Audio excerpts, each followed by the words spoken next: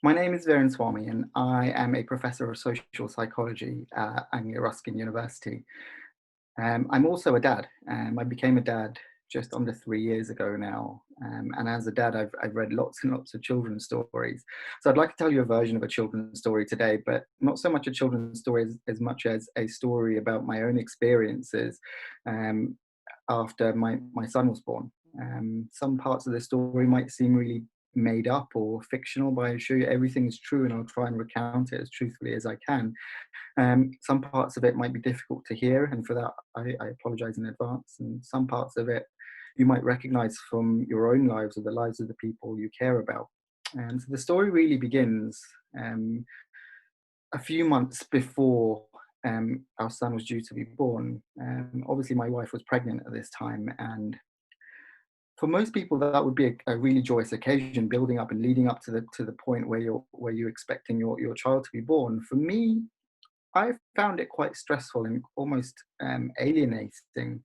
Um, I suppose some of this is normal in terms of the anxiety that people experience when they're having a firstborn child. They kind of have lots of things to learn, lots of classes to go to, lots of people to talk to about different things. And for me, I felt a growing sense of anxiety, not just in terms of not knowing what to expect, but also in terms of dealing with my own emotions.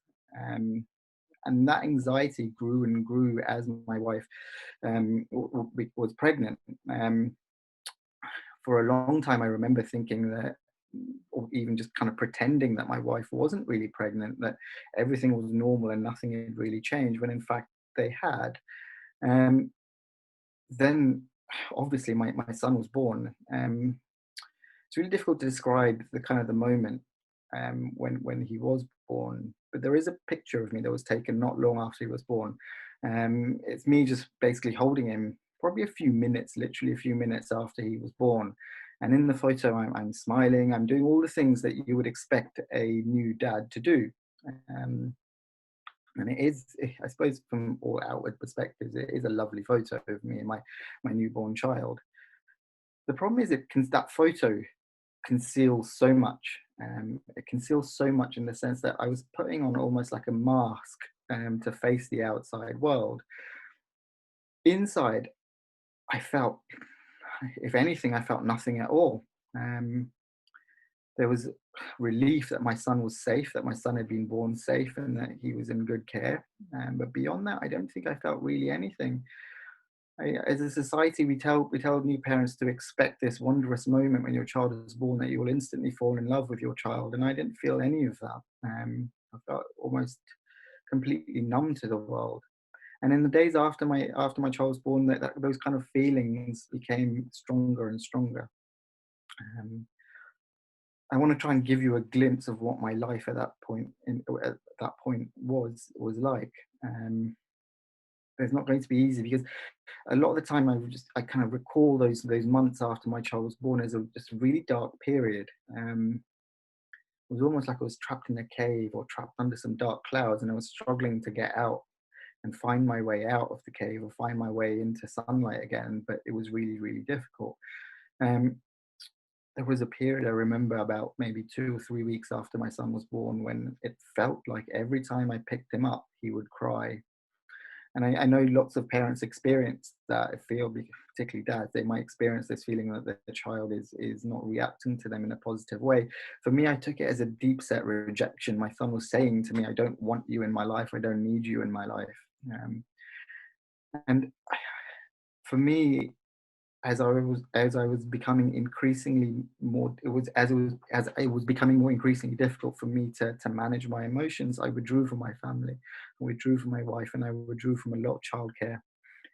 Didn't like when I had to spend time with my child. I didn't like it. I felt anxious. I felt angry. I felt fear when I knew it was my turn to look after my own son. Um, and some days I struggle to do kind of really basic things. Some days I struggle to get out of bed. Some days I wouldn't brush my teeth, put on my clothes, do all the kind of normal things you'd expect a new parent to do. And it was really tough, because on the one hand, I saw myself being unable to do all the kind of things I was expected to do, and that placed a lot of guilt and a lot of shame on me. I was constantly having conversations in my head about how useless I was as a parent. And when you're constantly telling yourself and constantly having these conversations in your head about how useless you are, how worthless you are as a parent, it really takes the energy out of you. Um, this is probably the most difficult thing to say, that I think there were points in the months after my son was born, when I felt completely suicidal. I didn't want to be alive. I didn't want to exist. And I thought my partner and my son would be better off without me. Um, and looking back, it's really difficult to understand what I was going through, partly because it seems so distant, but also because I wasn't in full control of what I was experiencing and how I wanted to be. I am, and lots of people tell dads when they're experiencing difficulties following the birth of a child, that they're just jealous of their partner, and what their partner might have with their child. It wasn't jealousy that I experienced. I didn't feel jealous of my partner. What I wanted was to experience all the things that she was experiencing with our newborn. I wanted to feel the joy. I wanted to be able to care and love my child, but I didn't feel able to. And another thing that we're often told as dads is that it's not really a mental illness that we're experiencing. It's not psychological distress that we're experiencing, just tiredness. And I think what that does, it kind of renders the experiences of a lot of new dads invisible. When you say to someone, this isn't a mental health illness or mental illness, this is just you feeling tired, what it does, it kind of removes the experience of what people might be going through. It was tiredness, but it was also a lot of other things. It was a deep feeling that I was unable to experience joy, unable to experience simple things that you expect most dads to experience. And tiredness doesn't explain the fact, for example, that I was often feeling suicidal, that I didn't want to exist anymore. Um, and obviously, all of this took a toll on my partner as well.